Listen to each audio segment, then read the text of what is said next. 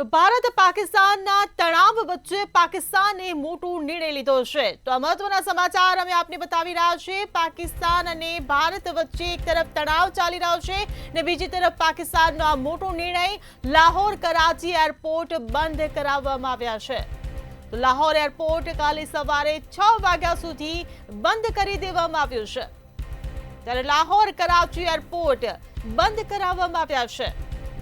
તો પાકિસ્તાને આ મોટો નિર્ણય લીધો છે। લાહોર એરપોર્ટ કાલે સવારે 6 વાગ્યા સુધી બંધ રહેશે।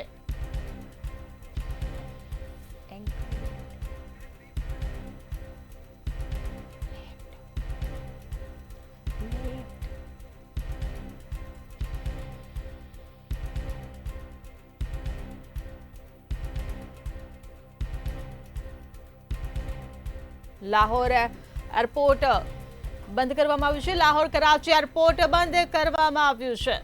તો લાહોર એરપોર્ટ કાલે સવારે 6 વાગ્યા સુધી બંધ રહેશે।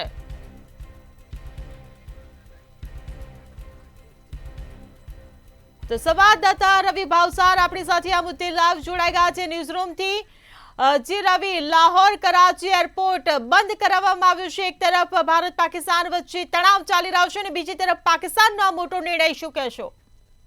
બિલકુલથી જે પ્રમાણે જે પાકિસ્તાન છે તે પાકિસ્તાન હવે ક્યાંક ને ક્યાંક ખુલ્લું પડી ગયું હોય તેવું સ્પષ્ટપણે લાગી રહ્યું છે। જે પ્રમાણે આતંકવાદીઓને જે પાલતું અને પોષતું હતું, આતંકવાદીઓને જે પ્રમાણે સંરક્ષણ છે તે પણ આપતું હતું, હાલમાં તો તે હવે ખુલ્લું પડી ગયું હોય સમગ્ર વિશ્વની સામે તેવું લાગી રહ્યું છે। જો વાત કરવામાં આવે તો જે પ્રમાણે ભારત દ્વારા જે પાકિસ્તાનની અંદર ઘૂસીને જે એર સ્ટ્રાઇક કરવામાં આવી છે તેના પગલે ક્યાં જે 2 એરપોર્ટ છે તે 2 એરપોર્ટ પાકિસ્તાનની અંદર છે તે બંધ કરવામાં આવ્યા છે। સાથે જ જો વાત કરવામાં આવે તો લાહોર અને કરાચીના એરપોર્ટ છે તે એરપોર્ટ સામાન્ય પેસેન્જરો માટે બંધ કરવામાં આવે છે। એટલે કે કહી શકાય કે પાકિસ્તાનમાં પણ ખૂબ જ મોટી હિલચાલ છે તે હિલચાલ ચાલી રહી હોય તેવું લાગી રહ્યું છે। પરંતુ ભારત ક્યાંક ને ક્યાંક પાકિસ્તાનને જડબાતોડ જવાબ છે જડબાતોડ જવાબ આપવા માટે આ વખતે તૈયાર હોય તેવું સ્પષ્ટપણે લાગી રહ્યું છે।